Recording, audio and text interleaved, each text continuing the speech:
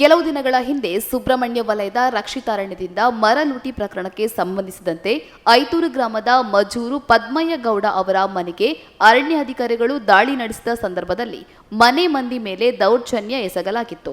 ಈ ಘಟನೆಗೆ ಸಂಬಂಧಿಸಿದಂತೆ ಈಗಾಗಲೇ ವಿವಿಧ ಸಂಘಟನೆಗಳು ಪ್ರಕರಣ ದಾಖಲಿಸಬೇಕು ಎಂದು ಒತ್ತಾಯಿಸಿದ್ದಾರೆ. ಆದರೆ ಇಲ್ಲಿಯ ತನಕ ಅಧಿಕಾರಿಗಳ ಮೇಲೆ ಯಾವುದೇ ರೀತಿಯ ಕೇಸ್ ದಾಖಲಾಗಿಲ್ಲ. ಈ ಹಿನ್ನೆಲೆ ಇಂದು ಕಡಬ ತಹಶೀಲ್ದಾರ್ ಕಚೇರಿಯ ಎದುರು ನೀತಿ ತಂಡ ಹಾಗೂ ಪದ್ಮಯ್ಯ ಗೌಡ ಅವರ ಮನೆಯವರು ಉಪವಾಸ ಸತ್ಯಾಗ್ರಹ ಪ್ರಾರಂಭಿಸಿದ್ದಾರೆ.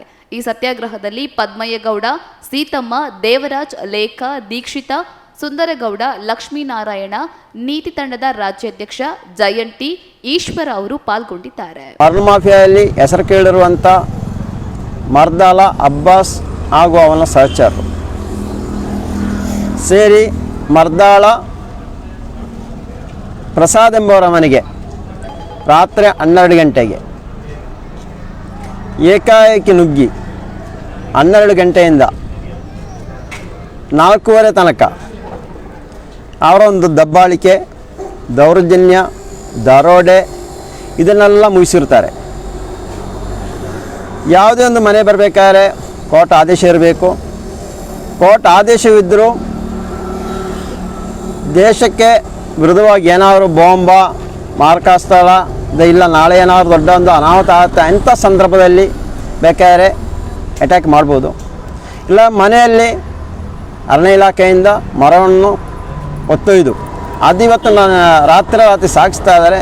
ಮನೆಯಲ್ಲಿ ಲೋಳುಗಟ್ಟಲೆ ಇದೆ. ಆ ಒಂದು ಸಂದರ್ಭದಲ್ಲಿ ಬೇಕಾದವರಿಗೆ ಮನೆಗೆ ಹೋಗ್ಬೋದು. ಆದರೂ ಮನೆಗೆ ಬರುವ ರೀತಿ ಇದೆ. ಕಾನೂನು ಚೌಕಟ್ಟಲ್ಲಿ ಅಧಿಕಾರಿ ಬರಬೇಕಾದ್ರೆ ಮೇಲಾಧಿಕಾರಿ ಅನುಮತಿ ಇರಬೇಕು, ಮೇಲಾಧಿಕಾರಿ ಇರಬೇಕು. ಬಂದರೂ ಅವರು ಯಾರೆಂಬುದನ್ನು ಅವರ ಮನೆಯವರಿಗೆ ಸ್ಪಷ್ಟೀಕರಣ ಕೊಡಬೇಕು. ನಾನು ಇಂಥವರು, ನಿಮ್ಮ ಮನೇಲಿ ಈ ಥರ ಇದೆ, ಅದಕ್ಕೆ ನಾವು ನೋಡಬೇಕು. ಮನೆಗೆ ಬಂದು ಅವರ ಹತ್ರ ದೊಣ್ಣೆ ಇದೆ ಅಂತ ಹೇಳಿಬಿಟ್ಟು ದೊಣ್ಣೆಯಲ್ಲಿ ಬಾಗಿಲಿಗೆ ಹೊಡೆಯುವುದಲ್ಲ. ಪ್ರತಿಯೊಬ್ಬರಿಗೂ ಗೊತ್ತಿರೋ ವಿಷಯನೇ. ಯಾವುದೊಂದು ಠಾಣೆಗೆ ಆಗಲಿ, ಯಾವುದೋ ಅರಣ್ಯ ಇಲಾಖೆ ಆಗಲಿ ಜನರಿಗೆ ಹೋಗ್ಲಿಕ್ಕೆ ಭಯ ಬೀಳ್ತಾ ಇದ್ದಾರೆ. ಅಂದರೆ ಅವರೊಂದು ದರ್ಪ. ನಮ್ಮ ಮೇಲೆ ಕಾಕಿ ಡ್ರೆಸ್ ಹಾಕಿದರೆ, ಆ ಸಮವಸ್ತ್ರವನ್ನು ಹಾಕಿದರೆ ಅವ್ರಿಗೇನೋ ದೈವ ಹಿಡಿದ ರೀತಿಯಲ್ಲಿ. ಹಾಗೆ ಬರುವವರಿಗೆ ಆದರೂ ಎಲ್ಲ ಅಧಿಕಾರಿ ಹೇಳ್ತಾ ಇಲ್ಲ, ಆ ಒಂದು ವರ್ತನೆ ಮಾಡ್ತಾ ಇರುವ ಅಧಿಕಾರಿಯವರಿಗೆ, ಇದರಲ್ಲಿ ಎಲ್ಲ ಅಧಿಕಾರಿಗಳಿದ್ದಾರೆ, ಆ ಒಂದು ರೀತಿ ವರ್ತನೆ ಮಾಡ್ತಾ ಇದ್ದಾರೆ. ಎಲ್ಲರಿಗೂ ಗೊತ್ತಿರೋ ವಿಷಯ ಇದು.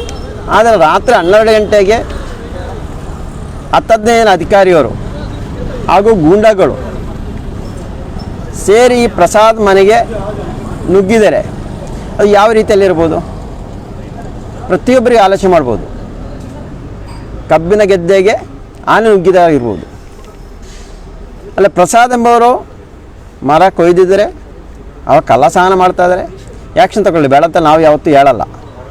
ಆದರೆ ನಾವು ಈ ಒಂದು ಧರಣಿ ಕೂತ್ರ ವಿಷಯ ಅವರ ಮನೆಗೆ ಹತ್ತಿ ದಬ್ಬಾಳಿಕೆ ನಡೆಸಿರೋ ವಿರುದ್ಧ ಕ್ರಮ ಕೈಗೊಳ್ಳು. ಇದಕ್ಕೆ ಸಂಬಂಧಿಸಿದಂತೆ ಅವರ ತಾಯಿಗೆ BP ಎಲ್ಲ ಜಾಸ್ತಿ ಆಯಿತು. 1 ವಾರ ಪುತ್ತೂರು ಸರ್ಕಾರಿ ಆಸ್ಪತ್ರೆಯಲ್ಲಿ ಅದಕ್ಕೆ ದಾಖಲಾಗಿರುತ್ತಾರೆ. ಅಲ್ಲಿಂದ ಇದಕ್ಕೆ ಸಂಬಂಧ ಅವರ ಮನೆಯವರು ಕಡಬ ಠಾಣೆಗೆ ದೂರು ನೀಡುತ್ತಾರೆ. ಯಾವುದೇ ದೂರು ನೀಡುವ ಇವರು ತನಿಖೆ ನಡೆಸ್ತಾ ಇಲ್ಲ, FIR ಮಾಡ್ತಾ ಇಲ್ಲ. ಇದರ ಹಿಂದೆ ಯಾರ ಕೈವಾಡ ಇದೆ ಎಂಬುದು ನಮಗೆ ಗೊತ್ತಾಗಬೇಕು. ಮೊದಲನೇದಾಗಿ ಆ ಮಕ್ಕಳಿಗೆ ಹುಷಾರಿದಾಗಿದೆ. ಮಕ್ಕಳನ್ನೆಲ್ಲ ಮನೆಯಿಂದ ಹೊರಗೆ ಹಾಕಿಬಿಟ್ಟು ಇವರು ದಬ್ಬಾಳಿಕೆ ಮಾಡಿದ್ದಾರೆ. ಮನೆಯಲ್ಲಿ 30 ವರ್ಷ ಹಳೆಯ ಮಾವಿನ ಹಲಗೆಯನ್ನು ತಗೊಂಡೋಗಿದ್ದಾರೆ.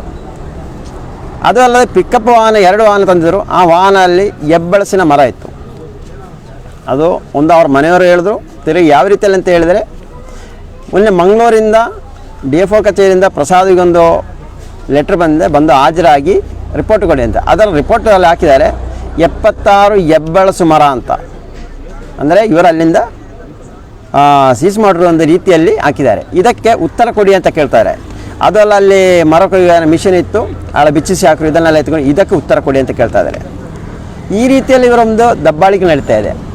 ಇದರ ಮಧ್ಯದಲ್ಲಿ ಈ ಅರಣ್ಯಾಧಿಕಾರಿಯವರು ಪಕ್ಕದ ಮನೆಯವರ ಹತ್ರ ಹೋಗಿ ಅವರ ಹತ್ರ ಸಾಕ್ಷಿಯನ್ನು ಯಾವ ರೀತಿಯಲ್ಲಿ BJP ಸರ್ಕಾರ ಇನ್ನೊಂದು ಸರ್ಕಾರದ MLAನ ಖರೀದಿ ಮಾಡ್ತಾ ಇದ್ದಾರೋ ಅದೇ ಸೇಮ್ ಡಿಟೋ ಅಂತಲೇ ಹೇಳ್ಬೋದು. ಸಾಕ್ಷಿಗಳನ್ನ ಖರೀದಿ ಮಾಡ್ತಾ ಇದ್ದಾರೆ. ಅಲ್ಲಿ ಪಕ್ಕದ ಅಮ್ಮವರಿಗೆ 2504 ನೋಟು ಕೊಟ್ಟು ಖರೀದಿ ಮಾಡಿದ್ದಾರೆ. 5 ಪತ್ರಕ್ಕೆ ಸೈನ್ ಮಾಡಿಸ್ತಾರೆ. ಅದರ 7 ವಿಡಿಯೋ ಸಮೇತ ನಮ್ಮ ಹತ್ರ ಇದೆ. ಅದು ಅಲ್ಲ, ಇನ್ನೊಂದು ಆ ಪಕ್ಕದಲ್ಲೇ ಅವರ ಸಂಬಂಧಿಕ ಪ್ರಸಾದ್ ಅವರ ಸಂಬಂಧಿಕರು ಆಗಿರುವಂಥ ನವೀನ್ ಕರ್ನಾಕರ ಮತ್ತು ಗಣೇಶ್ ಹತ್ರ ಹೋಗಿ ಪ್ರಸಾದ್ ಅವರ ಅಮ್ಮ ಹೇಳಿದ್ರು, ನಿಮಗೆಲ್ಲ ಗೊತ್ತು, ನೀವು ಅದರ ಇದ್ದೀರಂತ ಹೇಳಿಬಿಟ್ಟು ಅದರಲ್ಲಿ ಒಂದು ಸೈನ್ ಮಾಡಿಸಿ, ಒಂದು ಪೇಪರಲ್ಲಿ ಸೈನ್ ಮಾಡಿಸ್ತಾರೆ. ಇನ್ನೊಂದು ಕರ್ನಾಕರನಿಗೆ 1000 ರೂಪಾಯಿ ಕೊಟ್ಟುಬಿಟ್ಟು ಸೈನ್ ಮಾಡಿಸ್ಕೊಂಡಿದ್ದಾರೆ. ಇದು ಎಷ್ಟು ಮಟ್ಟಿಗೆ ಸರಿಯಾಗಿರ್ಬೋದು? ಇಷ್ಟೆಲ್ಲ ಸೈನ್ ಮಾಡಿಸೋ ಅವಶ್ಯಕತೆ ಏನು? ಇದಕ್ಕೆ ವಿಷಯಂತೆ ನಾವು ಮಹಿಳಾ ಮತ್ತು ಮಕ್ಕಳ ಕಲ್ಯಾಣ ಇಲಾಖೆ ದೂರು ಕೊಟ್ಟಿದ್ದೀವಿ, ಎಸ್ ಪಿ ಅವ್ರಿಗೆ ಕೊಟ್ಟಿದ್ದೀವಿ. ಎಸ್ ಪಿಗೆ ಕೊಟ್ಟು ಎಸ್ ಪಿಗೆ ಮಾತಾಡ್ತಾ ಇರೋ ಎಸ್ ಪಿ ಹೇಳ್ತಾ ಇರೋ ವಿಷಯ ಏನಂತ ಹೇಳಿದ್ರೆ, ಇದು ನಮಗೆ ಬರಲ್ಲ. ನಾವು ಕೇಳ್ತಾ ಇರೋ ಸರಿ, ಅಧಿಕಾರಿಯವರು ಪೊಲೀಸ್ ಇಲಾಖೆಯವರು ಬಂದು ಏನೋ ಮಾಡಿದ್ರು, ಅವರೊಟ್ಟಿಗೆ ಅಬ್ಬಾಸ್ ಬಂದಿರೋದು, ಅಬ್ಬಾಸ್ ಸಹಚರರು, ಅದನ್ನು ಕೇಳ್ಬೋದಲ್ಲ.